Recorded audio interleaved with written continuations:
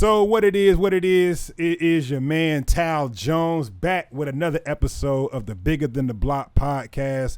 I got the OG, triple OG, big homie, Clay Miles with your boy today. What's going on? Not much, man. How you doing? I'm good. All right. I'm happy to be here. Hey, look, I'm glad you could make it. Yeah. You know what I mean? So we're going to have a good time. So, I've been knowing Clay for I guess about 2 months now. Yeah. 2 months. You know, we met at Mad Chillers. Yep. He came through and did his thing. I told him, you know, from the first time, like, yo, listen, I've seen a lot of comedians come through. You know, he's by far the best I've seen at these shows that I've done. You know what I mean? I appreciate that. Like, thank you. The kind of energy you come with, you know, is very raw. It's very unique compared to a lot of the other guys. Yeah. You know, like a lot of the guys, you know, because a lot of them are new. Yeah. You know, you've been doing this for a long time, Yeah. but a lot of these guys, they're new, so they're trying to find themselves. Yeah. But you, for the most part, seem like you found yourself. Yeah. All right. By mistake. By mistake. Yeah. Found myself in public, and it went, oh, okay, I guess that's funny. Right. You know, when something bad happens to you and you blow up and you just, you know, you start. Can I curse on this? Yeah, you good. Okay, all right. Yeah. Well, I want to make sure I don't want the FCC or somebody to. Who the fuck is this guy? Nah, he good. But yeah, so we gonna definitely get into a lot of this stuff. Yeah. Figure out, you know, what's going on, how you became who you are today. Okay. So first I want to start off with, where you from? Well, I actually came here from the D.C. area, but I'm actually from, you're not going to believe this, Okay. Connecticut. Okay, go ahead. Yeah. I love it. Yes, they're black people from Connecticut. Right. Yeah, I'm from Connecticut, man. Okay. And I'm actually from Greenwich, Connecticut. It's crazy. Okay. So if you ever look that up, it's a really, really affluent area. Right. Not from the one little piece that I'm from, but Right. the rest of it around Look, my area. Just my look, I'm born in the one poor part. Exactly. You know, Yeah. but no, so when you said Connecticut, I was surprised because, I mean, my mom is from Connecticut. Really? Yeah. Where? Hartford. Hartford, okay. My mom's from Hartford. Yeah. Actually, that's where my grandmother met my grandfather. Okay. And which, even crazy enough, my grandmother and grandfather were both from South Carolina. Yeah. But they ended up meeting in Connecticut. Wow. And you know what I mean? I still have an aunt and a few cousins that live in Hartford. So yeah, I know Hartford. Yeah, that's where black people are. Most of the time it's either Hartford or Bridgeport. Bridgeport, yeah. But you from Greenwich. Yeah, man. Why you say it like that? You're like, because anytime anybody hears I'm from Greenwich, they're like, they do this. Whenever I hear them go, oh, it's like, no, man, I ain't got no money. No. Right. Okay. So you from Greenwich, Connecticut? Yeah. Why you left there?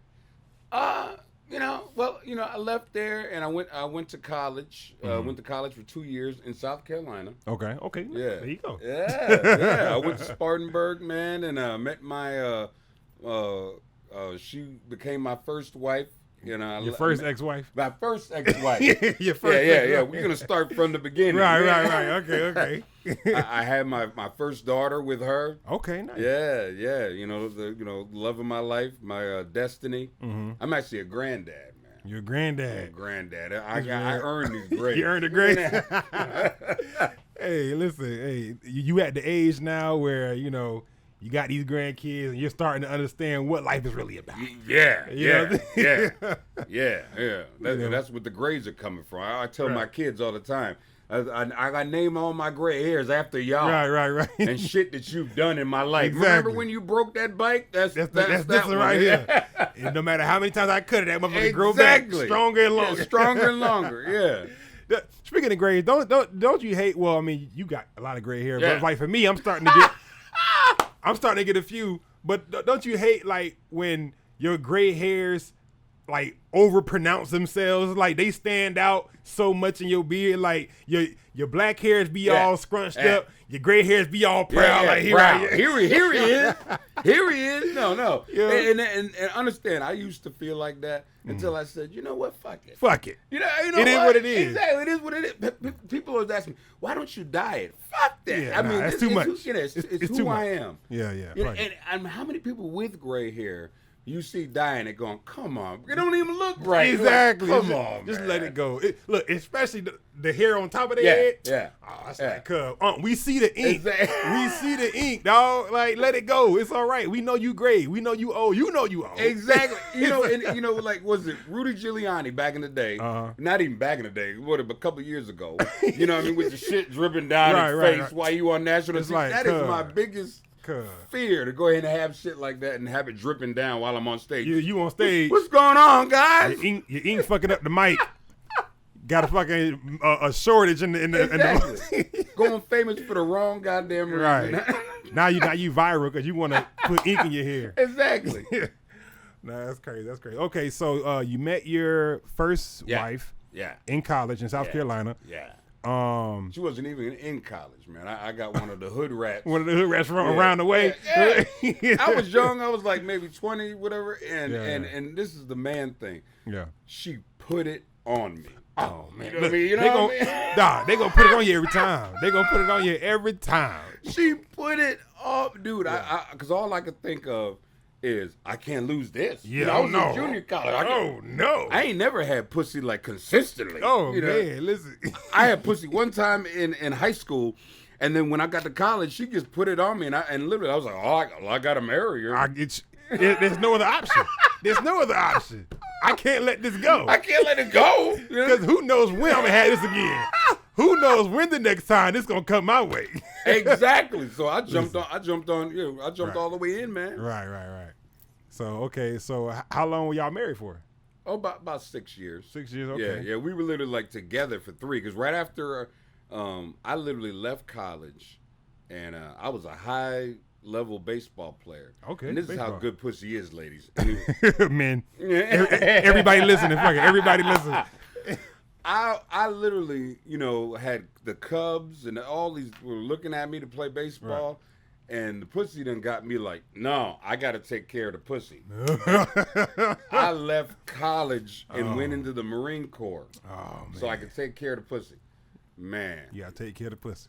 I went into the Marine Corps, went to boot camp. I came back from boot camp. I left college to be with this woman. I left boot camp, or finished boot camp, came back to see her. And as I'm walking in the house, some dude's walking out.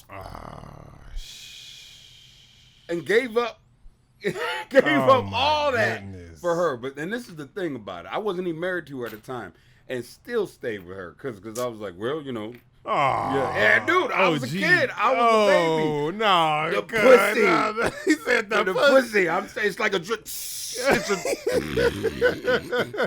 a drug, man. Oh, my goodness. Pussy. Listen. I understand pussy good. I understand this. If anybody understand, I understand pussy good. But you caught her cheating. Yeah. He still stayed, dog. The pussy, man. Dude, you don't understand. Okay, imagine how much pussy you would have got if you would have played baseball. You see, I'm telling you the young Clay. Yeah. I'm looking at it with hindsight. Exactly. Hindsight is 2020. Yeah. I'm being totally naked to you and letting you. So see, you're gonna talk to Clay at different levels today. Right. Okay. Right now, you're talking to young Clay. Young Clay. Okay. Old Clay at 51 years old. Yeah, I tell my son, dog. Nah. Don't do it. Do you know how much leg is out there, dog? Exactly. But see, now you talking to the young Clay who had no idea and had pussy on the brain. Right. It was embedded. You couldn't get it off you. I couldn't get it off you. That's crazy. Okay, so and I got an addictive personality. That's why I don't do drugs. You easily fall into that cycle. Yeah, if I do drugs, you can forget about it. It's a wrap. Yeah, it's a wrap. It's a wrap. You out of there. Okay. So you get with your first wife. Y'all were together for 6 years, and y'all had a daughter. Yeah. Destiny. Okay. So how was that leaving her, and how was the dynamic between, you, your daughter, her mom? Like, what? How did that whole thing transpire? Well, honestly, because I love my daughter so much, and and she looked just like me. That was the thing that hurt me the most. I mean, this mug, she looked. I mean, exactly like me. Right. I mean, and now she's gorgeous. But when she came out, she was me. Yeah. And I'm looking at her like, did I give birth to this child? You know what I mean? She looked just like me. Right. And I always tell people now when I see her, I go, so I never thought I'd be a good-looking woman, but I was like, damn, I'm a bad bitch. Damn, I'm a bad bitch. Destiny, forgive your father if you see this. Look, he crazy. He crazy. If my daughter see this, she's gonna go, yeah, that's my dad. Yeah. Okay, but I'm saying like, was it hard? It was real hard. So I told my ex, and I said, look, it's not gonna work. And of course, she wanted to stay. Why? Because finally, when we were on the base, and come to find out, she was fucking everybody on the base. I didn't even know she fucked the next door neighbor. Literally, this dude was an asshole. And even she said, he said, this is what women, they love the bad guy. Right. This guy was an asshole. He was out there fucking everybody. And I guess she thought, well, everybody else is getting the dick. I should get it too. You got a whole husband exactly. now. Yeah. I got a whole husband. And so I didn't even find out about all that until later. But it just wasn't working out with me and her. But I told her, I go, look, I love my daughter more than anything in the world. Right. You can leave her, but you got to go. Right. But she was like, no, no. So they both left. And I was, She took your daughter? Yeah, she took my daughter.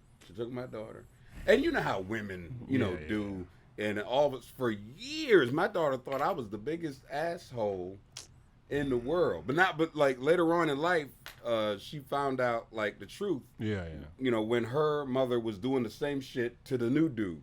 Right. Because she was like, wait a minute. And then she actually sat me down and was like, asking me real question. I said, look, if you ask me, I'm going to be real. I'm not going to talk bad about your mother, but I'm going to be real. I'm going to be honest. Your mother was a hoe. Your mother was and even she said it. She was like, nah. She's like, nah, everything. It was so beautiful because when she became like old enough, she goes, right.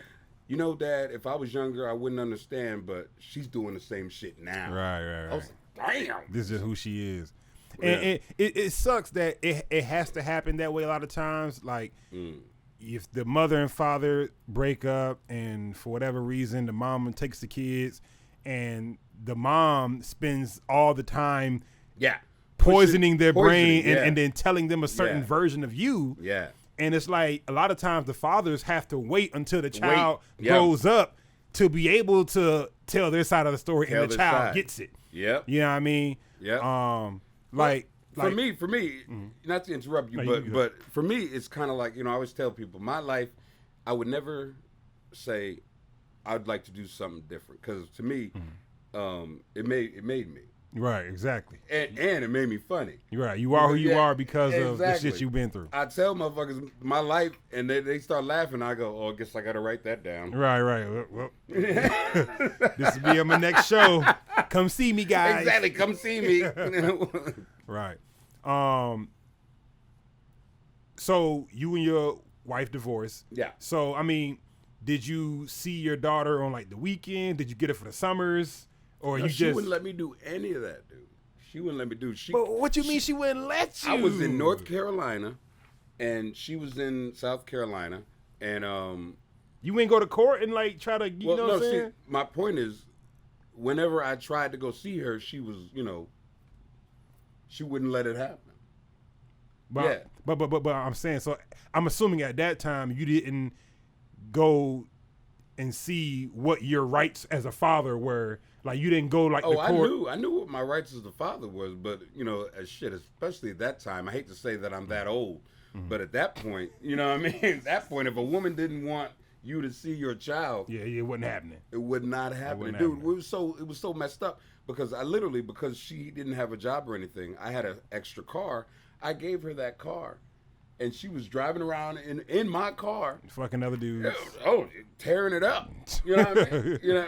It's so sad because when I finally got to hang out with my daughter, And I went to the house, and we were all trying to, get everything back together. And her mother was like, said some shit that me, and my daughter's me. She's a female version of me. Right. So her mother said this, and both of us kind of looked at each other when she said it. She goes, yeah, when I was with you, I was kind of a hoe. And me and my daughter looked like, hoe? What the fuck was that shit? I knew about one dude. Right. And I told her, I only knew about one dude. She was like, nah, she was fucking everybody. Damn. Like, God damn. You dirty. Like old boy from Waiting to Exhale. You raggedy bitch. You raggedy bitch. You raggedy. Hey, for real, it's like, yo, these women crazy. It is, and it's so funny because you could be giving them like good dick. I mean, understand? I had some quality shit, especially back in the day. I was putting it down. It doesn't matter. Right. Listen, motherfuckers hungry, they hungry. It doesn't matter. Well, you could say the same thing about pussy as well. Oh, like guys that cheat on their wives. Oh, no question. It's no like, don't matter about how good your wife can be the baddest girl you ever seen. It don't pussy matter. Can be the best. Yeah. But at some point, if you like that, you like, I'm finna fuck somebody. Yeah, exactly.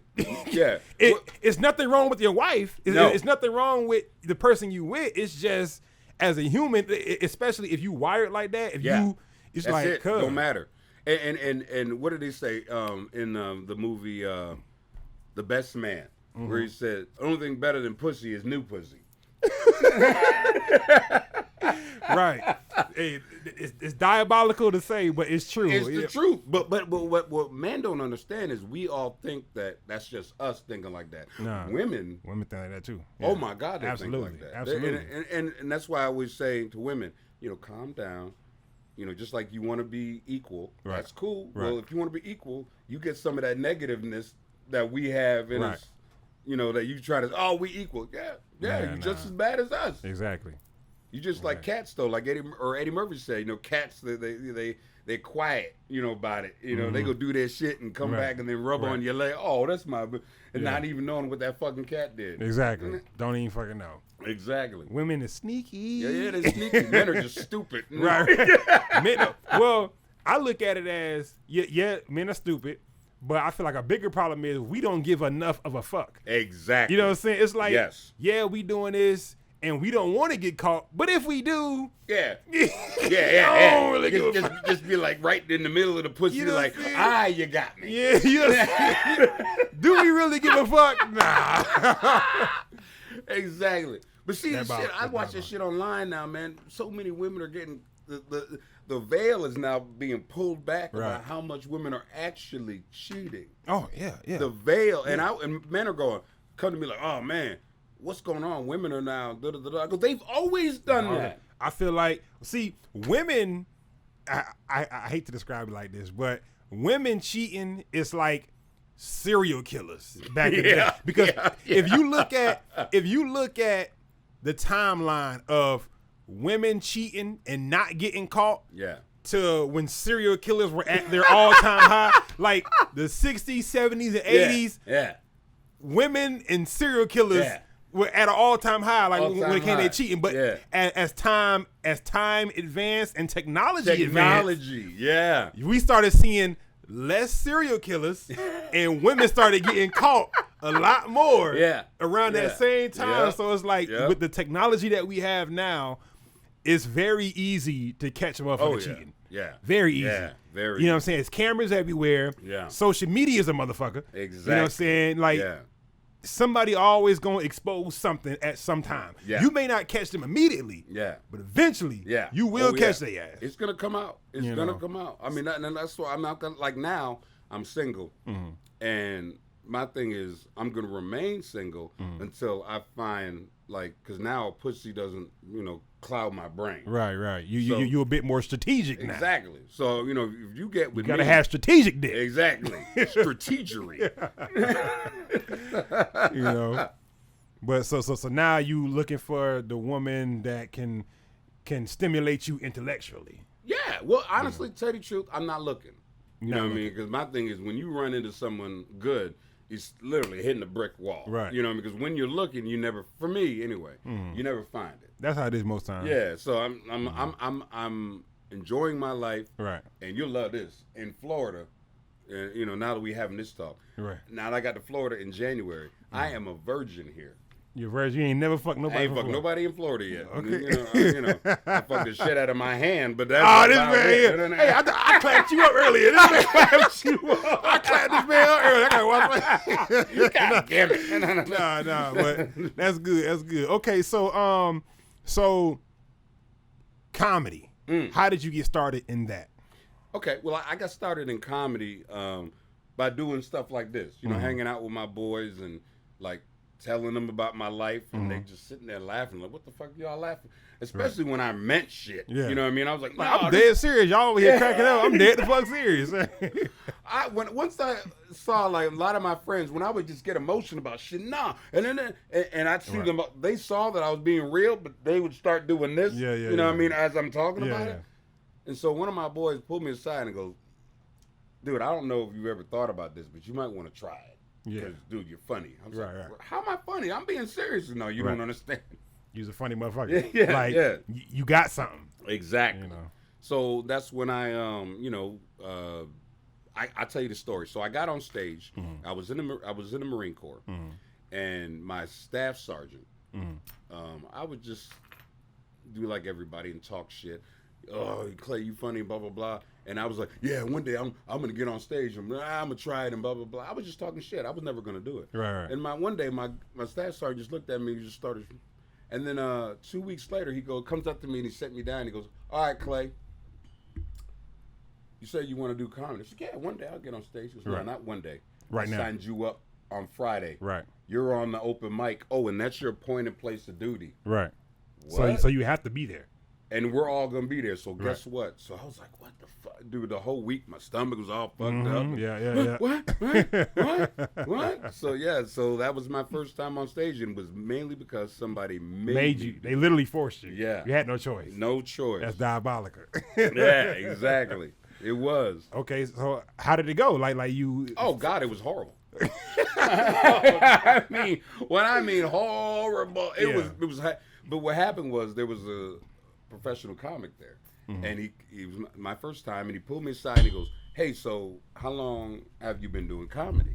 And I was like, well, honestly, this was your first time. This is my first time. He goes, no, I saw that what you did, but how long you been doing it? I go, no, that was my first time. And he goes, really? Yeah. And I go, yeah. And he goes, okay, well, just so you know, you were horrible. I ain't gonna sugarcoat it. You were ass. But he said, but there was a lot of stuff that you did naturally that you shouldn't have done. Right.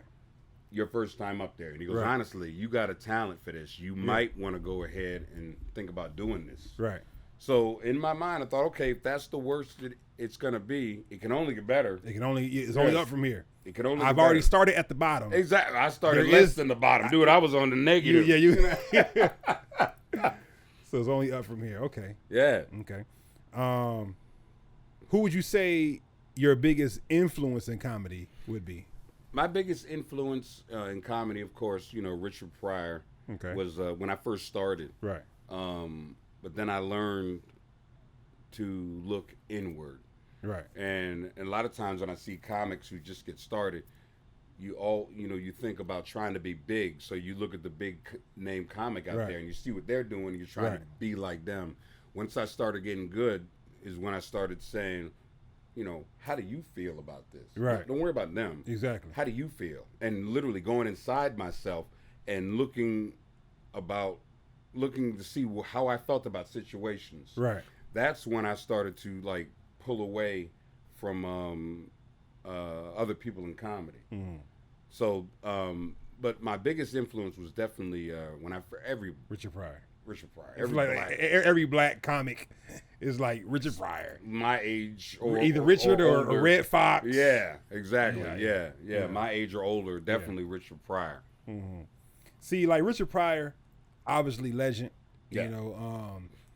And I believe it definitely is a generational thing. Like you said, everybody your age or older, Richard was the guy that they looked to. Yeah. But I feel like a lot of people my age and younger going back to looking at the things Richard has done, they probably wouldn't feel the same way. I've seen some of his movies. I've seen obviously Harlem Nights. I've seen what else did I see he was in? I didn't see any of his. I didn't see a full stand up of him. I never saw. I never saw a full special. Okay. Like I think he was like live at the Sunset Strip. Sunset Strip. I saw clips of that. I don't think I saw the whole thing. But like, so me as an artist and as a creative, I understand he was very talented, very funny guy for the time. But me, like people in my generation and younger, they'll probably look at Eddie more than Richard. Because to me, Eddie was well, Eddie, I'll tell you the thing. Eddie, when Eddie hit, he out shown Richard Pryor, right? Because he was the first rock star comic, right? He was. I mean, he was a rock star. I mean, Richard couldn't, compete with what how big Eddie got, right? But as an artist, Richard Pryor is my thing. But Eddie was way more talented with the voices and the stuff that he did. The charisma he had. Yeah. I mean, he was. I mean, hell, he was a child and he could do anything on stage. I just thought of something. I just thought of a dope comparison. Richard Pryor is to Eddie Murphy what James Brown was to Michael Jackson. Oh yeah. Like if you look at the two comparisons, like James Brown and Richard Pryor. Yeah. Like your favorite artist is the James Brown is that, Richard Pryor is that. Like all of your favorite comics, they'll probably say Richard Pryor was the guy. Yep. All of your favorite singers, they'll say James Brown was the guy. Yep. But then once again, you got these two megastars to come right after them. Right afterwards. Michael Jackson, Eddie Murphy. Yep. They became the new guys. architects. Yeah. You know what I'm saying? Yeah, So I totally agree. that's crazy. Yeah, That's crazy. And you're right. There is parallels with that. Like I said, I mean, to me, Eddie for me was the guy mainly because like I'm born 95. Okay. So obviously, I wasn't there when Eddie was at the height, like Raw, Delirious, you know what I'm saying? But I've seen them. You know, and I know him from the movies he's done. He hasn't done real comedy, like stand-up comedy since the 80s. So I didn't get to see him perform, new material. But just based off of his movies and the shit I see him do on Saturday Night Live, all that shit's like, Eddie. Oh, he's a legend. He's a legend, man. I mean, he's on the Mount Rushmore. Right. There's no question. He's on. You said 95. That's when I got into the Marine Corps. There, one more just broke. One more. He got one more gray hair just for that. Like, damn. I gotta pluck this motherfucker. Exactly. Damn, man. Well, no, okay. So with that being said, who would you say your top 5 comedians of all time? Okay, my top 5. Number 5, I'd say would be Chris Rock. I like Chris. I love Chris. Yeah, love Chris Rock. Number 4, I'd probably say, and I'm gonna say names that most people won't even know. See, I mean, I love all comedy. Yeah. It doesn't matter about color. Yeah. But my top 5, I put Chris at 5. 4, I probably put Doug Stanhope. I've heard of him. Yeah. I'm sure I've seen him before, but I can't put a face right now. Yeah. But okay. Doug Stanhope. Let's see. So then number 3, I probably put Bill Hicks. I've heard of him. Yeah, Bill Hicks. Number 2, I put Dave Chappelle. Okay. And then number 1, Richard Pryor. Okay. That's a solid 5. Yeah. Solid 5. Yeah. So what is it about? Because I have Dave Chappelle and Chris Rock in my top 5 as well. Yeah. What about them does it for you? Like what about them says, they some of the GOATs? Okay. Well, for Chris Rock, it's the fact that he's a prolific writer, and he's mechanical, and he's rapid fire, and he came up at the right time, and he was fearless. Yeah. When he did the Bigger Blacker. Bigger and Blacker. He did that in D.C. and he made fun of the mayor. Understand that was a taboo for black people. Yeah, he went on. I mean, because Dave Chappelle told him, he goes, "Hey, you come and do your special here. don't make fun of the mayor. And Chris Rock told him, I got this. Right. So in other words, he was like, and he was fearless. Yeah. You know, and to do that in D.C. and hell, they booed him on the special. A couple of people, boo, and he said, you know I'm right. You know I'm right. Whether you like it or not, you know it's the truth. So that for Chris Rock, that's what made him on the top 5. What do you call Stanhope, white dude? He's still out there, and what makes him, he's also a prolific writer. This guy literally writes an hour every year, has a new hour, just and he's a prolific writer, right? And all of these guys have one thing that in common: they all did this. They went inside themselves. They went inside themselves, right? Because all of them were different. They had their own way of looking at it, right? Situation. And most comics, a situation will happen, and you'll see this, and all of them have the same slant. Like they'll have their own opinion about something. Right. And if you notice, if you go watch like comics, something will happen, and everybody will have the same slant, and maybe they'll go to level 2 with the joke. They'll tell the setup, they'll tell the joke, and most of the comics will have the same take. Right. Doug Stanhope will on purpose take a slant that nobody's going, right, and then go to level 3 and 4. And right. He won't just take it there. He'll continue pushing it to that. Yeah, he'll press the issue. Yeah, he'll keep going. He'll He'll see how far he can take it. Yeah, he can see how far he can take it. Bill Hicks was the same way. Mm-hmm. You know what I mean? He would see, where comics are. He would sit back and see where's everybody going to take that. Right. But he would do something brilliant. He would take it in the same direction, and most comics would end at the second level. He'll take it to level 8 on the same level. Like, oh, you guys didn't squeeze enough juice. Yeah. It's still some meat on the bones. There's still some meat on the bones. He'll find someone like, and comics are sitting back like, where did you get that from? What do you call, Sam Kinison was like that. Okay. You know what I mean? Where it was like a take that nobody thought of. Right. Then let's say Bill Hicks. Dave Chappelle. Dave Chappelle is doing that right now. Yeah, he is. You're watching him. Yeah. Take things in a level.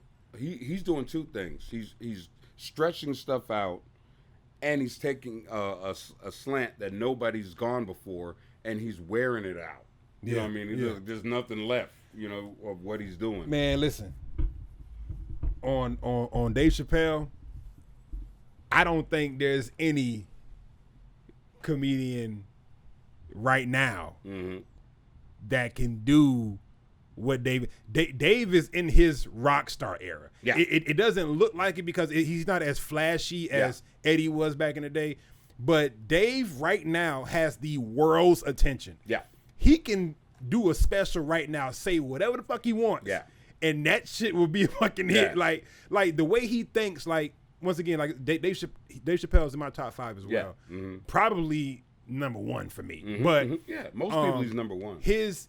The way he thinks is crazy. Like to say some of the stuff that he says and the way he says it is like, bro, how do you come up with this stuff? It's like the best joke of all time for me was on his Sticks and Stones special. Yeah.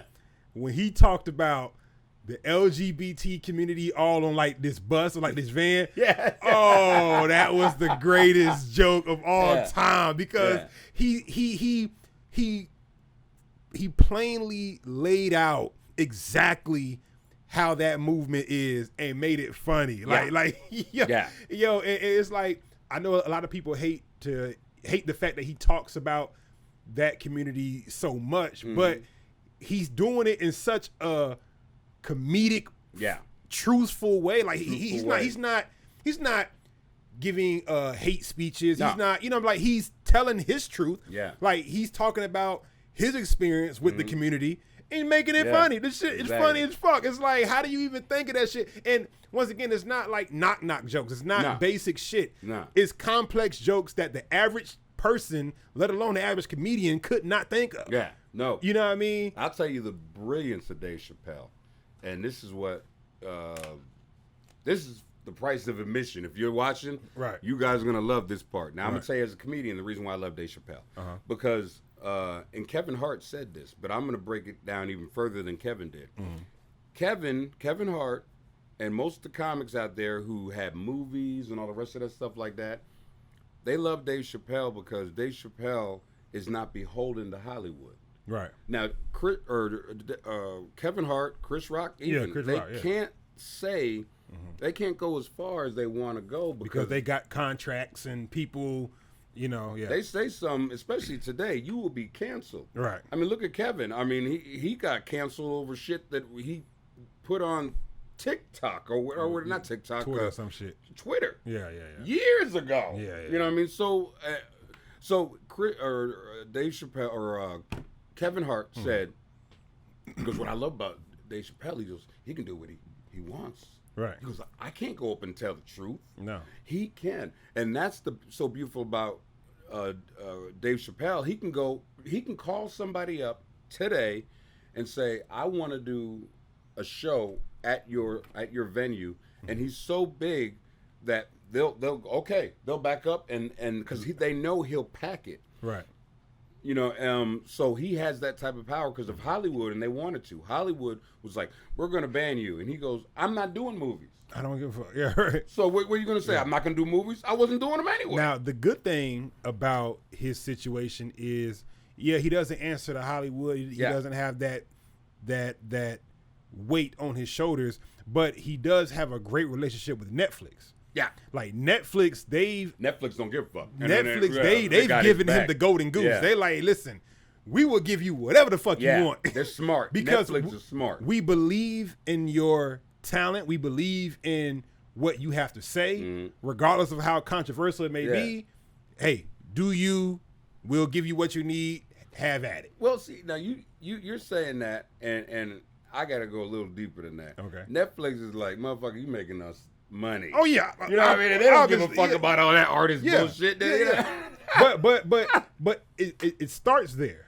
It starts with, okay, is he talented enough? Yeah. Like, you know what I'm saying? Once again, Netflix is about making money. So whether you have talent or not, if you can make them money, they'll go. But the plus is you're talented. Yeah. You know what I mean? So you're doing good shit. And you're making us a lot of money, but you're making us a lot of money because you're talented. Well, you know what I mean? I would love to tell you that that's how it works, but there's comics who have fell through the cracks of that Netflix net. Ali Sadiq. Yeah, so, Ali Sadiq. Exactly. That's what I'm trying to say. Listen. He fell through. Now, if your net, like you just put out there that Netflix does this net, and if you're talented, blah blah blah blah. He fell through. They had a chance to sign him. Yeah. And they said, nah, you're not good enough. What? Yeah, that's Listen, Ali Sadiq, you don't know me, I don't know you, but I seen your shit. Listen, he definitely is. Oh, he's amazing. He's amazing. He's up there. Yeah, there's no question. Like I said, and I gave you my top 5. Yeah. You know, you talk about top 20 or whatever, that motherfucker's in there. I mean, he's amazing. Top 10 for me. Yeah, no question. Top 10 for me too. You know what I'm saying? Dude, he's Bill Cosby without the pill. His storytelling is amazing. It is. Like he's a more raw version of Dave Chappelle for me. Oh, no question. You know what I mean? Like Dave Chappelle, he'll tell you a story. I'd say more hood. More hood version. More hood version you know of Dave Chappelle. He has a lot of prison stories. Yeah. His prison stories are.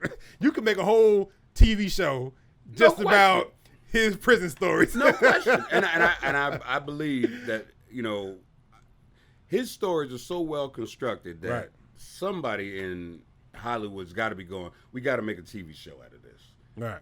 I mean, because it's easy. It's laid out. He Totally gave laid you the out. blueprint. He gave you the story. Every time I look up, he's got another hour on YouTube. Yeah. Another comic that a lot of people don't talk about like they should is Marcus D. Wiley. Oh yeah, Marcus D. Wiley, yo, he's another one. His storytelling game is crazy. Yeah, man. Like yo, see that's what's so great about comedy, man. It's so many. It's so many. That's the great thing, but also like the hard thing about it, because when you get to conversations like this about who's your top 5 or top 10, it's so many. So many greats. Yeah. You know what I mean? Yeah. It's different from like music because like when you listen to music, like I'm a rapper. Yeah. And it's so much music that it's like the greats kind of get lost in all the mess. But with comedy, you're forced to listen. Like you're like if you watch even a minute of a comic, they can get you. Yeah. You know what I mean? Yeah. It doesn't work that way all the time with music. Yeah. And like I've watched every episode of Def Comedy Jam. Mm-hmm. Like I've seen all of them. And once again, like just from that show alone, and that was just a small piece of how many great comics there are, but just from that series lets you know how many true greats there are. Yeah. And like I said, that was 30 years ago. Yeah.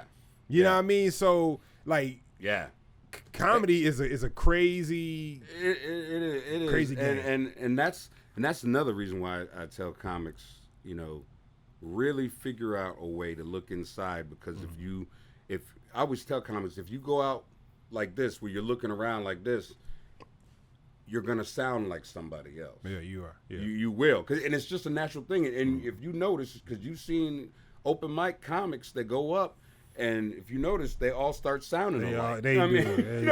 Oh my! I mean, and they got the same rhythm, like no, because they see the first guy who killed doing it in a certain rhythm, and I'm sitting there going, God, and I'd love to pull him aside and go, dude, how do you feel about this? Right. Talk to me about whatever you want to talk about, and then and that's why you see comics who separate. Ali Sadiq, his own voice. Dave Chappelle, his own voice. Chris Rock, his own voice. Kevin Hart, really his own voice. Right. That always tell people there's enough room for all of us. Yeah. Because just find your lane. Find your lane and ride in that motherfucker. Yeah. Don't try to be like anybody else. Right. And just I mean, Chris Rock said the best thing was great. He did an interview.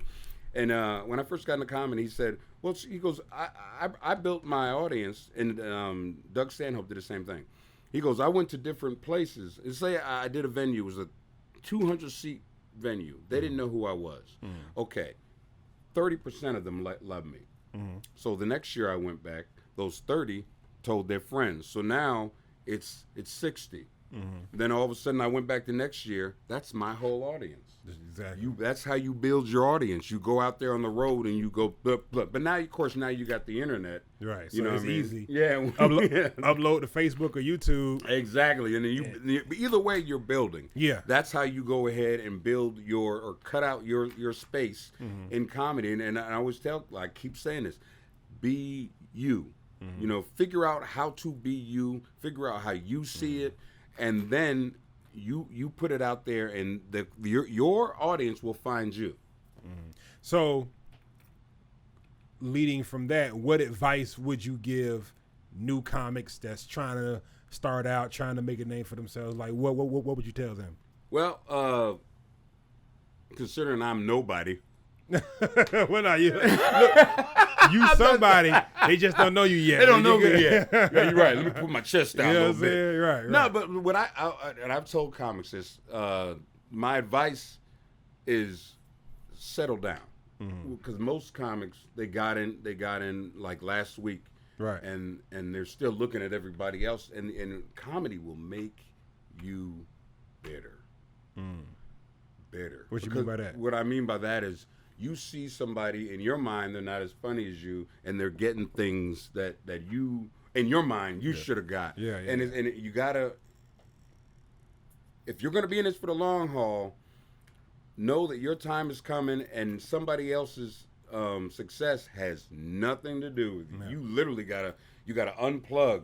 Right. And a lot of times I'd say stay off social media, because a lot of times you first get into comedy, and then you see these guys getting local shows that mean nothing. Right. I've gotten to the point now in my life where I see comics who are headlining clubs where I got to remind myself, what the fuck does that mean?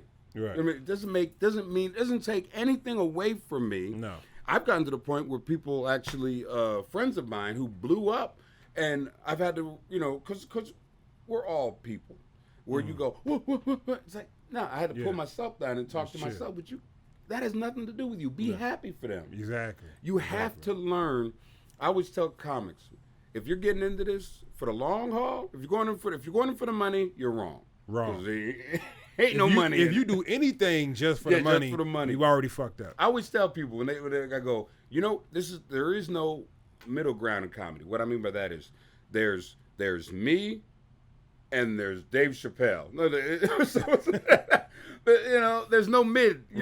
So you have to be here, and if you love it, if you actually love it, then just enjoy every second of it. Don't look up. Just enjoy where you are. But that's how it is in life. Yeah. Enjoy the present. Every time you reach one milestone, you're always looking for the next. Every time, you have to learn to enjoy where you at. Enjoy where you at. Because the only moment that matters is right now. Yeah. Well, Whoopi Goldberg gave a great interview at the end of the actor studio. One of the actors stood up and she said, how do I get famous? And Whoopi Goldberg, she paused for a second and she asked the woman, she goes, so are you an actress? She goes, yeah. She goes, do you love it? And she goes, yeah.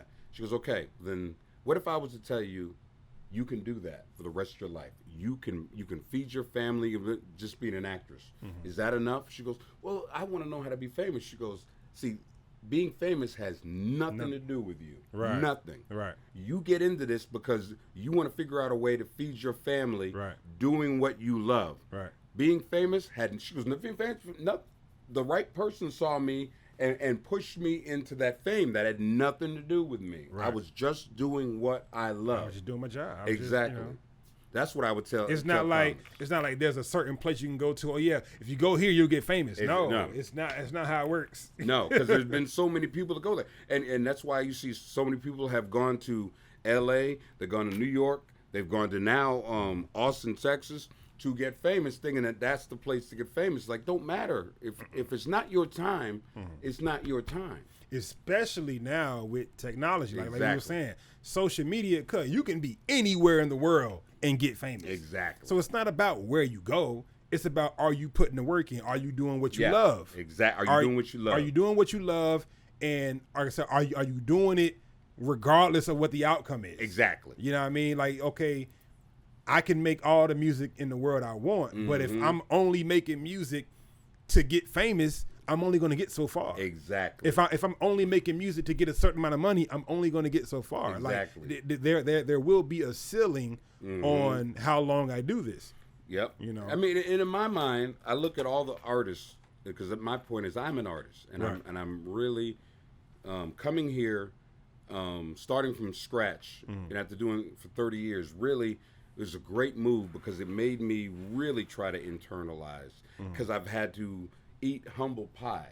I've headlined all across the country, but coming here, nobody knows who I am. I've had to start from nothing to work to work my way up. And I've had to eat humble pie. I mean, hell, the shows you see me on, you know what I mean? I mean, this is just me, like, who's this motherfucker? Who's Clay Mount? Who is he? That's you? Come on up, Clay. Like, nobody came there to see me, and it was a, an open mic for music. Right. You know what I mean? So I love that because it got me to do more of this and to be honest with myself on stage. That's what you have to be. And I look at Richard Pryor. Before Richard Pryor died, he gave an interview, and it really made me go, oh, my God, if you want to be a great artist, you're never done doing this. No. But he actually said this. I later asked her a question, and he said, and he's Richard Pryor this time. He's huge. He goes, I'm trying to, I'm on stage, and I'm trying to get somewhere, and I haven't gotten there yet. What? You're Richard fucking Pryor. Yeah. I haven't gotten there, so maybe you're never done. You're never done. If you want to be a great artist, you're always working to get somewhere. Inside, you always want to be your best. And Richard Pryor had seen, and there was still more in. But my point is, everything that I said was this, going inside. Most comics are doing this. What's everybody else doing? Where's everybody? I got to be better than him. Richard Pryor wasn't worried about that. Yeah. He was worried about this.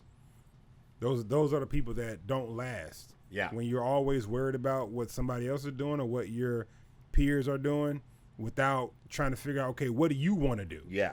You know, what do you want to say? How do you feel about this? How do you feel? And that's the only bad thing that I have to say about comics who rip each other apart, especially black comics who rip off. And I'm like, why are y'all doing that? Who cares? Right. Who cares? I mean, they put so much effort into ripping down each other that I'm like, who cares? Right. Who cares? Do this. Right. Do this. How do you feel about it? You know, don't worry about all that. And it's like that with the music as well. Like, I ain't gonna lie. Like, you hear all these rap beefs and, you know, artists going back and forth, you know, trying to say, oh, I'm better than you. I'm better than you. I get more money. I make better music. Exactly. It's like, bro, at the end of the day, I'm at the era of my life where I'm like, who gives a fuck? Exactly. You know, it's like, why do I care how much money you made? Why do I care how good of a songwriter you are? It's like, I'm doing my thing. You know what I mean? Like, whether you make better music than me or not is irrelevant. I'm still making music. Exactly. I'm still doing what I love to do. Exactly. I'm not in competition with nobody but who I was yesterday. Exactly. You know what I mean? Yeah. I don't care about the numbers or like why do we as a society care about the box office? Yeah. Why do I care as a regular person in the audience how much money this movie made last week? Doesn't matter. I don't give a fuck. I saw it. I liked it. That's all that matters. Exactly. You know what I'm saying? Or I saw it and I didn't like it. Exactly. I don't care how much money it made. And I feel like we as a society get too caught up in the competition. I no agree. matter what it is. Like, stop competing. Just do it. Just enjoy something it for what it is. Yep. If you don't like it, cool, move on. If you do like it, cool, stay here. Exactly. You know what I'm saying? But stop worrying about who does it better or who you feel like does it better, because there is no better. No, it's only what works for you. Exactly. There's no such thing as the word better is a man-made construct. Exactly. What makes something better? Yeah. It's just, for whatever reason, this didn't work for you, but that did. Yeah. That's all that matters. It's all subjective. It's all subjective. It's all. You know what I mean? Well, and, you know, and it's so great because I watch. What you're saying is so great because I watch sports and the interviews and everybody getting on like Stephen A. And like LeBron. Great example. LeBron mad as hell at Stephen A. And I love LeBron, but mad as hell at Stephen A. because he doesn't call him the best of all time. I'm like, but bro, does it matter what he Exactly. We're allowed to have, just like you have your 5, right? I have my 5, right. But now we got to go ahead and No. It's my 5, motherfucker. It makes for entertaining conversation. It's a great conversation, but it's not real. Exactly. It's not real, guys. There's no such thing as my list is better than your list. It's no such let's thing. debate about this list and go head to head and fucking get it. Right. I mean, LeBron is like literally want to like almost fight Stephen A. because he won't say that he's the greatest of all time. And I'm thinking, dude, you're a billionaire. Diabolical work. Just internalize. You are amazing. You're amazing. Who cares if he doesn't think you're number one? He cares too much about what people got to say. Exactly. That's my point. When I tell comics, get off social media. Yeah, if you really want to get good at this, concentrate on how you like your beats, your jokes, recording yourself, seeing what worked, what didn't work, figure out how you get better and blah blah blah. But don't put, like I said, I tell comics, you guys are doing too much of this instead of this. Right. Too much of this. Right. How do you feel about female comics? I'll tell you something. I have my Wanda Sykes, who's actually from the area I'm from, came up. She worked at the NSA. I love her. I know that. Okay. Yeah, she worked at the NSA. Now I was in the intel field too when I was a contractor and in the military. So brilliant writer. Oh yeah. Just she on the same level as Chris Rock. Oh no, she up there. No question. I mean, just a brilliant writer. Right. Now I'll tell you who got her started. Fat Doctor. Fat Doctor? Yeah, he's comic from the DC. Nobody knows who he is. I never heard of him. Yeah. That mug, he taught me how to write a joke. I was just before him. I was on stage and I was talking. Just freestyle. I run into a joke by mistake. He's run into a joke. You guys like that? Let me write that down. Let me.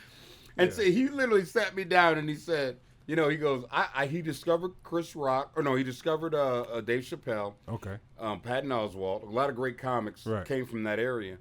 And he said to me, because I'd already been doing comedy for like 5-6 years, Right. and he said, "Man, I wish I'd have found you when I found Dave Chappelle, because you'd be famous by now." I'm like, what are you talking about? He goes, "Clay, this is what he said to me. You do everything wrong on stage." You do everything wrong. And he goes, "But you dig this hole for yourself, but then you get, how did he get out of that?" He somehow dig himself out. He dug a hole and he climbed out that motherfucker. but Wanda Sykes, female comic, I think she's amazing. And just her brain, I love the way that she writes. And there's a white female comic that from St. Louis. I can't think of her name right now, but God, I hate it. I can't think of her name. But she's brilliant too. There's a lot of female comics. The only problem I have with them is, and if any female comic is watching this, he got a problem with female comics. I don't have a problem with female comics. He said, only problem I have with them. Let me tell you why. Because most of them, when I see them, they go up, short dress, showing, titties, and I pull them aside. I go, okay, question for you. Yeah. Do you want to be a stand-up comic? Or you want to be a hoe? Are you there to get, and this is where, well, I got to show off what I got. I go, okay. And I tell women this. I go, okay, let's say you go up there, because there was a lot of girls that are gorgeous. And I go, okay, so let's say I'm telling you you're gorgeous. Right. Now, you get on stage, you're telling jokes. Now, the man is looking at you like he want to fuck you. Right. Now, the woman that he came with is looking at him, look at you. Right. And I go, in all those cases, did I say that any of them are listening to you? No. Oh, I didn't think about it like that. So you're wearing shit where I'm just telling you, as a male comic, I don't have to deal with that. But because you're female, what are you there to do? Are you there to get laughs? Are you there to go ahead and be the best looking woman there? You don't want to compete with your audience. Exactly. And your audience is going to be mainly females. Exactly. And it makes you, if you notice, you watch Wanda Sykes, she's not on stage. Yeah. She is not dressed to go ahead and have motherfuckers try to fuck her, because she's there to tell jokes. Right. You know. And I love female comics. Like my wife, she get, I don't know if you know I'm married. Yeah. Okay. Yeah. My wife, she gets on me sometimes. Like she be joking, but I feel like she be serious talking about I don't like female comics. But I tell her all the time, some of my favorite comics are females. Mm-hmm. Like I love Wanda Sykes. Yeah. I love some more. Yeah. I love Cheryl Underwood. Cheryl Underwood. Yeah.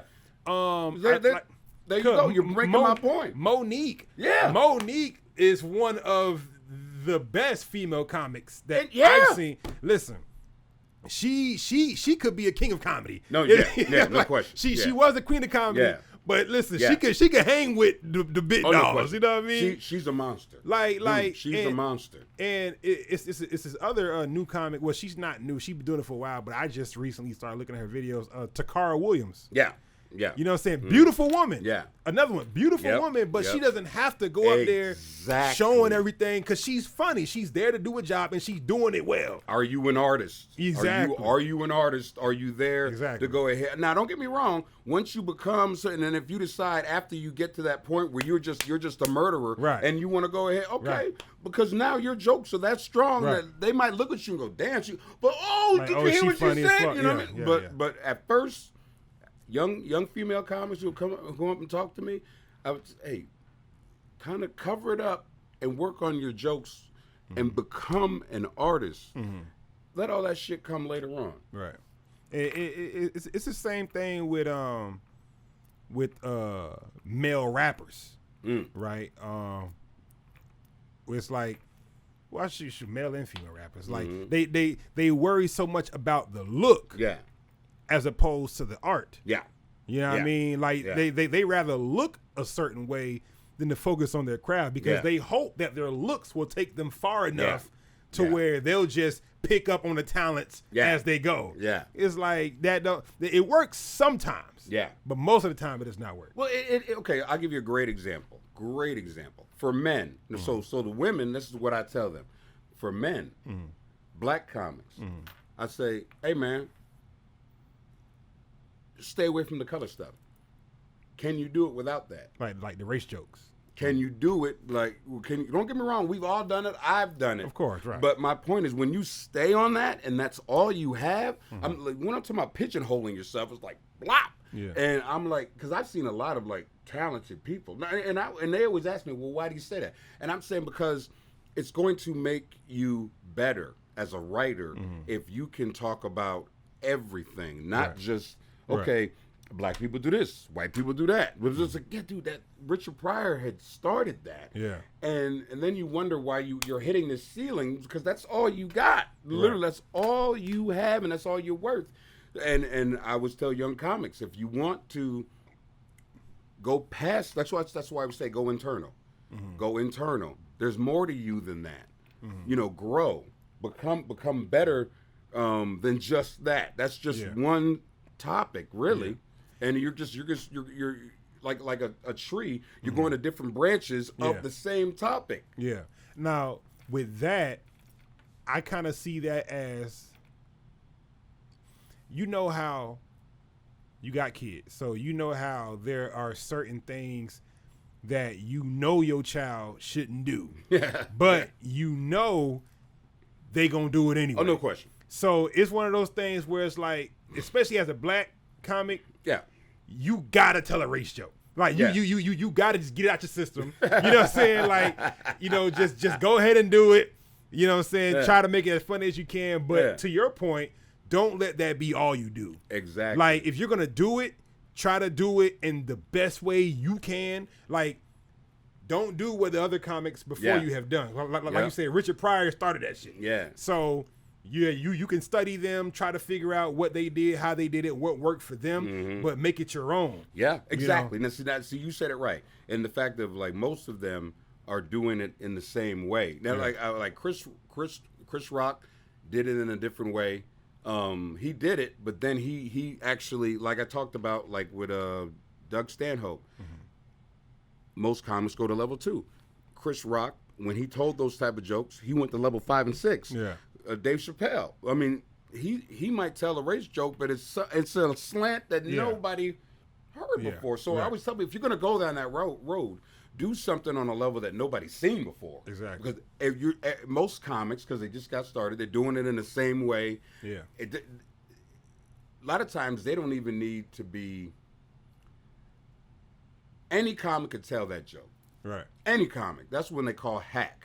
You know what I mean? Because anybody could have told that joke. Right. I mean, it's not yours. It's a joke. It's not your joke. Exactly. It's not actually how you feel. You're literally going for laughter instead of giving you, like you see me on stage. I am my heart.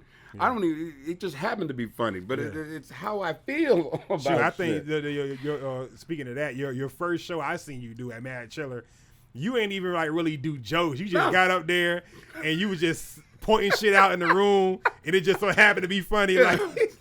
Like you ain't even do like, yo, I'm sure you had material to do, but you was just so in the moment that you ain't even focused on your material. It shit just came out of you, on the fly. I've learned how to do that because I've put so much effort into this, and I found out what it took to let this come out in me, and because I want to be able to be different than everyone else, every time you see me, there's going to be something different coming out of my mouth. Right. Because I know how to be funny. Right. I don't need an actual joke to blah, blah, blah, blah, blah. Right. I know how to talk about this and how to make it funny and pull it into a cartoonish level. Right. It might start here, but I'm going to stretch it into this cartoonish level that people are like, where the hell did he? Right. Now, going back to the female comics, do you think it's harder for females to do comedy? Totally. Why is that? Because it's a male-dominated field, and do you feel like people inherently don't find women funny? Totally. Like women have to prove themselves. Totally. Okay. Yeah, just like when they say about being black, we have to be twice as good. To be a good female comedian, dude, it's way harder than being a male comedian. It's not even close. You have the traditional stereotypes of women are smarter than men, and women are more mature than men. So when you see a man, just subconsciously you automatically think goofball. Yeah. Unless you start talking to him and you see otherwise, in your mind when you walking down the street and see a man, you think, okay, he's a goofball. Yeah. But you don't necessarily think that about a woman. Yeah. For one, you think that you know, she's fuckable. Mm-hmm. You worry about fucking a woman. Yeah. You know what I'm saying? So it's like you're not worried about if Yeah. she's funny or not. And then on top of that, once again, you have that stereotype in your head that women are just more mature. So why would she do comedy? Why would she, you know what I mean? Well, and with women, like we talked about black comics, with women, they fall into the thing of sex. Yeah, it's all sex. Yeah, a lot of them. And I always tell women, you want to be good, talk about something else besides sex. You look at Wanda Sykes. She's able to. She's just a comic. Right. Wanda Sykes is just an amazing comic. Right. You know, she's not a female comedian. And there was a Caroline Picard. I worked with her, white lady, and when I first started, somebody taught me that a comic is a comic. You want to go ahead and talk bad about a woman, you call her a female comedian. Because a real female comedian, a real female comic will get mad at you. Because understand, comic is a comic. And like Caroline Picard. So I brought her on stage, and I understood this, but I wasn't thinking. And I brought her, hey, you know, she's a great female comedian, blah, blah, blah. And so the next night, I literally got on stage and go, I'd like to make an apology to Caroline. The last time I brought her up as a female comedian, she is not. No, this woman is a comic. Right. And literally, when she got off stage, she came to me and pulled me aside, and she goes, that was the best compliment you could have ever given me. Because that's something that as a female has to fight. Right. She's just funny. She's not doing sexual blah, blah, blah. Because that's what most female comics do. Yeah. And that's something, I mean, once again, I mean, comedy and music, a lot of times they go hand in hand because you see the same thing in music. A lot of female rappers, especially black female rappers, they go for the sex. They go for they talk about my pussy, my pussy, my pussy, my pussy. Exactly. It's like shut the fuck up. It's like it's been done. Like this is why Lauryn Hill has created such a pedestal for herself, because she don't have to do that. She made one album and dipped. Yep. And she's an artist. I would say, I mean, I'm probably wrong for any female rapper that's watching this. I don't think a woman has ever made, a female rapper has ever made a better album. No, that's just that's like, the truth. Because she made such a perfect body of work without sexually exploiting herself. Exactly. You know what I mean? Like, she made good quality music. Exactly. And I don't think she even hinted to her pussy one time. Exactly. She didn't even hint to that motherfucker. You know what I'm saying? She put so much work into being an artist. Right. And that was the most important thing to her. Right. And it made her even sexier to people like me. Right. Because it's like, shit. You know what I'm saying? Because we know she fine. Exactly. She looked good, but that's not what she leads with. She leads with her talent. Her talent. You know what I mean? And I feel like it's hard for a lot of the younger generation has a harder time with it, I feel like, than the older generation, because, you know, the younger generation don't know shit. So the younger generation, they're so hooked on what's going on now, like all of the females that they see now talking about sex, and they think this is what you're supposed to do. They don't understand. You got to go back just 20 years, you know what I'm saying, prior, and you'll see artists like Lauryn Hill, Missy Elliott, Queen Latifah, you know what I mean? Like artists like that was real rappers. Yeah. And they could hang with the guys. Exactly. Queen Latifah was a beast. Oh, man. Listen, Queen Latifah, you don't want to fuck Ladies with her, man. first. You don't want to fuck with her.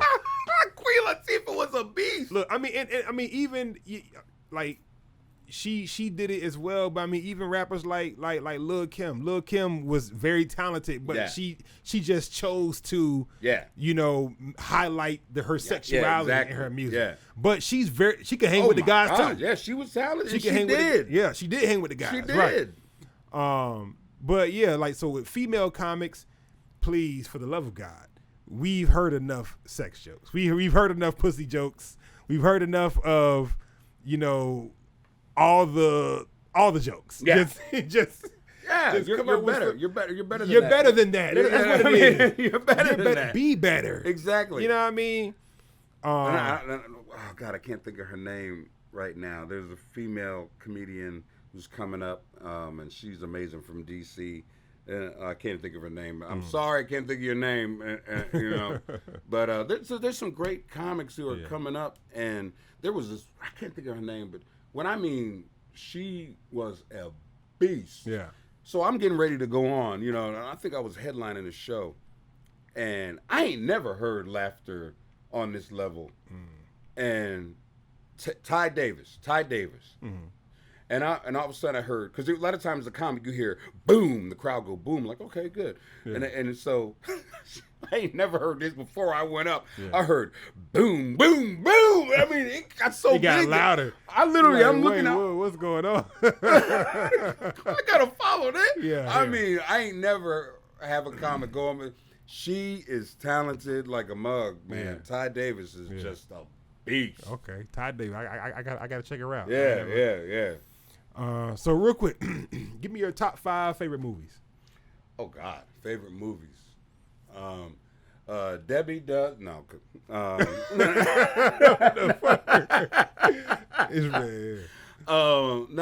Let's see. My top favorite movies. I don't really have a favorite. But you know what? You know what my favorite movie is right now, and I think you'll love is F1 with Brad Pitt and old boy from Snowfall. Yeah. Now the reason I love that is because I'm an artist, and he is an artist with what he does. Damson Idris. Yeah, that's right. Damson Idris. Yeah, and he's an artist in the movie. He plays an artist who's behind the wheel of a car. But if you watch that movie, I'm not gonna lie to you. I feel like he's me. What I mean by that is like, I was almost like out of the game. I'm coming back in the game now, and now I'm, not known really, and I'm making myself, Right. And I know what greatness is because I've seen it. I've been around it. Right. And I was it. Yeah. At one point, I mean, you don't understand. I was like, just like him. I was the next guy. Yeah. But then, life happened, whatever, divorce and all the rest of this stuff. So that movie, I love that for that reason. I love the Mission Impossible movies because I used to be in the intel field. So in my mind, I'm watching it like, that was me. That was me. The only one I saw was Fallout. I think it came out in 2018, 2019, Mission Impossible Fallout. Yeah. That was a good movie. Oh, I love all of them, dude. Yeah. I love all, and like I said, it just makes me think that I'm one of them. The Rock, I like. I like movies like that. It was one of my funniest movies that I love. What? Was Step Brothers. I like Step Brothers. Dude, when he was on in that, what do you call the bunk bed? The bunk bed? Yeah. Dude, when that mug came down, dude, I literally pissed on myself. He said, medic! Go to the bathroom. Yeah. Will Ferrell. Oh my God. See, I like Will Ferrell's movies. I don't really like his comic. His stand-up comedy, I don't really think it's funny. Yeah. But his movies hilarious. Yeah. You know what I mean? Yeah. Well, that's his, because he's a comedic actor. Yeah. That's his genre. Yeah. You know what I mean? No question. He's brilliant in that genre. What do you think about Talladega Nights? Oh my God, that's another one. Yeah. Oh my God, dude.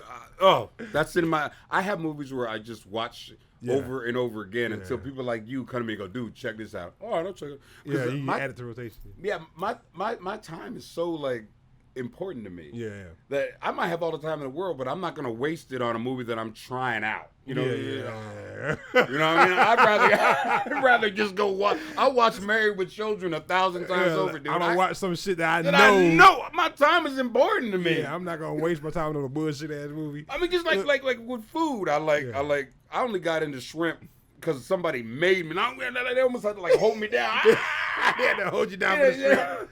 Eat it. Just try it. I'm gonna tell you. So when it comes to movies, right? Like I'm such a artist and a creative. Yeah. Where it's like I can always find some level of good or to me, there's no such thing as a totally bad movie. I can always understand the good or what the creator was trying to do with the movie. Now, will I watch it again? Probably not. Yeah. but I feel where you was going. I feel you. Yeah, I feel where you was going. Yeah. So I like to give movies a try. Like some people, like my wife, she only has a certain type of movie. Like she loves action. Yeah. Like if a motherfucker ain't getting their head blown off in the first 5 minutes, turn this bullshit off. Yeah. That's her. Exactly. But me, I can sit through a drama. Like I can sit through a movie where it's just motherfuckers talking. Yeah. I can do that. Yeah. I could do that too, You know, but it's got to be now. If it's a movie like where they're talking to something, if Denzel or somebody, it got to be something. because if I see Denzel in the movie, all right, I'll give it a chance. You know what I mean? He's probably gonna shoot somebody in a minute, but but if it's nobody I don't know, I don't really give certain actors that I will support no matter what they do. Right. Denzel could take a movie by taking a shit, and I go, no, I'm missing something. He's not missing something here. No, it's funny you brought up Denzel because one of the movies that come to mind when I think about like dramas and where there's not a whole lot going on, one of the movies that come to mind is a movie his son did called Malcolm and Marie. On Netflix. Yeah. The whole movie is just an argument between a couple. Yeah. And you really don't know what the fuck going on. Yeah. But the argument, like you're so invested in the argument, it's like, oh shit, like what the fuck gonna happen? Yeah. But it's like an hour and a half movie. Yeah. Of just motherfuckers arguing. But see, now you're making my point. Now, see, I said Denzel takes a shit. That's Denzel coming. Yeah. That's his son. So I'll go see that. Right. But yeah, so you gave me 3. Oh, okay. Give me 2 more. Well, I definitely Talladega Nights was definitely on there. I gave you The Rock, but I gave you The Mission Impossible. I'd say the movies in my rotation. Bond. I like James Bond. Yeah, okay. I love the last Bond. I forget his name. Is it Daniel Craig? Daniel Craig. Daniel Craig. I thought what's his name was the best Bond, but he's the best Bond to me. I've never seen a full James Bond movie. Oh wow. I've only seen the clips. Now the reason and it hits me to my heart because my dad was a James Bond guy. Yeah. Oh my God, my dad knew all of them and loved James Bond. So my dad was into it. So that's the reason I got into Richard Pryor. I saw my dad laughing. I go, this got to be something. I mean, it must be something. Yeah. So he got me into James Bond. So yeah, all the James Bond movies. Okay. I hope they can make the next James Bond black. Well, they already said. Well, Idris already said he don't want to do it. Yeah, he ain't doing it. I'll do it. Right. Now, like I said, I've never seen a full James Bond movie, but I've seen clips. Wasn't the last James Bond movie they had the black girl? Yeah. So I guess she was supposed to be like the new 007. I guess that's what they were trying to do. Because 007 is a title. Yeah. You know what I mean? Yeah, she was. She was actually in the movie. She was 007. Okay. And they brought her back, or they brought him back, because they thought he was dead. Yeah. So then they brought him back, but she was. But they weren't gonna. Maybe that's what they thought they were gonna try to do. But I'm like, first off, a woman. Nobody's gonna go see that movie. I mean, black? Come on, look. You can't do too drastic of a change. Exactly. Listen, if you gon' make it a black person, let it be a man. It's got to be a man. Got to be a man, and then maybe if that goes well, maybe you can introduce exactly. Try to slide in a black woman. Exactly. You know what I mean? You see, we couldn't elect Kamala. Even after we had fucking Barack, man, you know what I mean? We ain't gonna. Nobody's having that. They hate women. But listen. I feel like this, man. I feel like with Kamala, listen. I voted for Kamala just because I didn't want to vote for Trump. Like, if I had to choose between the two, I mean, Kamala was the clear better choice, but motherfuckers. They love Trump so much. Yeah, they did. Well, honestly, and I say, my thing is this. If I would have shit in a bag, and it would have been that shit compared to voting for Trump, I'd vote for the shit. You know what I mean? So, I mean, now, listen, like, I don't want to get too political and all that shit, you know what I'm saying? But I will say, I mean, America, didn't we learn our lesson the first time? You know what I'm saying? We are a battered woman. We already tried. We already tried them out. Didn't work. So why the fuck did we do this again? He He's not gonna hit me again. He gonna beat your ass. Look, and then this time he ain't got shit to lose because this is last turn, so he really don't give a fuck. He really don't care. I'm waiting "Oh." for him. This mug has done so much. I'm waiting for him to just walk out of the White House naked and just like. He got a robe on, but he forgot to tie it. He ain't got nothing but stomach and dick out. He ain't got nothing but stomach and dick. But like, what you gonna do, America? Right. I mean, It's diabolical work. So I got a couple other questions. All right. Did you hear about in more serious news? Yeah. Did you hear about the Bungee accident? No, tell me about that. Oh, so I don't know if it was in Florida. I don't think it was. I forgot where it was, but this woman died because she was doing bungee jumping. Yeah. And it was these 3 dudes. I guess they were like the bungee instructors or whoever. Yeah. These 3 dudes picked her up and tossed her off of the bridge. Yeah. But these motherfuckers forgot the bungee rope. Oh my They God. threw this woman To her death. off the bridge with no rope. That is hilarious. I'm sorry, that's hilarious. It is. It's funny as fuck. But is. it's like, how do you forget the one thing you need to go bungee jumping? The damn bungee rope. Dude, that literally is the definition of somebody looking at the other guy. You had one job to do.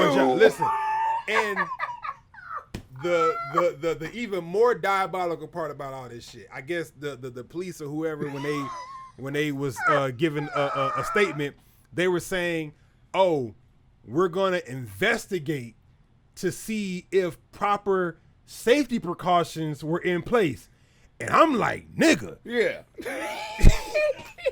Look at the blood spot. No, not even that. If I'm going bungee jumping, the only safety precaution that fucking matters is the fucking rope. Exactly. If there's no rope, then what the fuck are we doing? What investigation does there need to be? It's on video. Well, my thing is this: it's on her too, because if I'm going bungee jumping, I'm gonna make sure. And listen, I don't need to know your name. I know who's connecting. Who's connecting me? It's fucked up because she did, but I ain't gonna lie. That is true. I'm saying, because, bitch, first of all, I'm not jumping out no planes. No. I'm not jumping off no bridge No. unless I know I got all the shit that I need to get back home. You don't need to talk to me. So Put anyway, this how shit you been? No, the fuck how I been. Where's my shit? No. Where's my? Before we get into a conversation, don't talk to me. He said, "No, fuck how I been." Fuck how I'm doing. You talk to me later at the end of this shit. Hey, Connect me. Man, listen. Before y'all motherfuckers pick me up and try to do all this fancy shit, listen, connect my damn rope. Exactly. I ain't here to have fun. I'm here to survive. Right. Because the best case scenario, this is the reason why I would never go skydiving or bungee jumping, none of that shit. Because the best case scenario, you can do what you're doing right now. Living. Exactly. Existing. The same. If you make it out of this, you can go back to doing this. Just sitting here existing, being alive. Well, see, and a comic said this a long time ago, and I don't know who said it, but it's very funny. He said, white people have to do that because. I know you're talking about, Because being black. It's scary enough. That's scary enough. Listen, I don't need anything just more. being black, especially in America, is enough adventure. It's enough. But white people, they have to invent ways to excite themselves. Exactly. What do you call it? That was that movie. It was a movie, and then first it was a book, Black Like Me. I've heard of that. Oh my God, dude! It was a white dude. He heard all this stuff about what black people were going through. So he colored himself, and he went around and didn't tell anybody about it. And he wrote a whole book that blew everyone's mind because he was like, "No, this is what's actually happening." Yeah, I think because I'm in college now as well. I took a film study class a few semesters ago, and I think that's one of the books and movies they had us study. So yeah, Black Like Me. Yeah, and he said, he wrote in the beginning of the book, I will not tell anybody what I'm doing, but if I'm asked, I'll let them know. But I mean, it was great. Yeah. And it was, and for black people, we were like, yeah. You know what I mean? We've been telling y'all motherfuckers this whole time. We've been trying to tell you exactly this is what it was. But that is great. But yeah, R.I.P. to that girl. And shoot, somebody even said, I guess there was a lady at the bottom where the girl landed. Oh no, there was a lady at the bottom, and she said, no, wasn't at the bottom. I guess she was one of the rescue people. I guess once they realized what happened, they called somebody and they went looking for her. So the lady said she was alive still. Oh my God. And she told the girl like, hey, everything's gonna be okay. And I mean, I guess like, so the girl was conscious, was able to talk. Wow.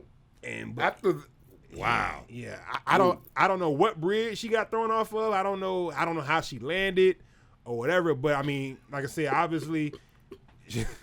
I'm just saying, if I survive after hitting Clay, you got anything to say? Kill me. Because everything's broken. Everything's broken. I'm spaghetti. Your back is broken. You got internal bleeding. Kill me. Your dick is gone. What's his name? Oh my God, Damon Wayans did a joke. He said, "When you jump off a bridge, he goes, you don't need to do shit like that because you might live. Because what if you just some hands and shit? Get the head. Hey man, you throw me some traffic. You just a head and some hands. Hey, you a fool. You a fool, but no, that's diabolical, man. But I see that's the way my brain works. I mean, that's why comedy is so beautiful, because that's a horrible thing. Right. But we can laugh about it to make us feel better about ugliness. Right. Just because my life, there's so many just bad things that have happened that I've literally made into jokes. And, I got because Richard Pryor once said this. He goes, certain situations happen. So you have to decide. You're going to laugh or you're going to cry. Right. Make a decision. He goes, I just made a decision. I'm going to laugh at the shit because it's going to help me to get to the next moment. Exactly. Because if you sit around, especially, honestly, being black, we'll be crying all day. You better learn how to go ahead and learn to laugh at this shit. That's why some of the funny motherfuckers are black. Exactly. Most of the great comedians are black. Now, they just said the first comic that ever started, and then I believe this, were slaves. Slaves, yeah. Makes sense. Because they gotta go in there with the slave master and all his friends. Make us laugh. Make us laugh. Yeah. They were the first comics. Well, so I look at like when they did like those old English plays and they did comedy, like comedy plays, like comedic. So like you had comedic roles. Oh yeah. In like the plays and stuff they would do. But to be just a stand-up comic, like you just get on stage and all you do is tell jokes, probably slaves. Yeah. Probably slaves. Yeah. No question.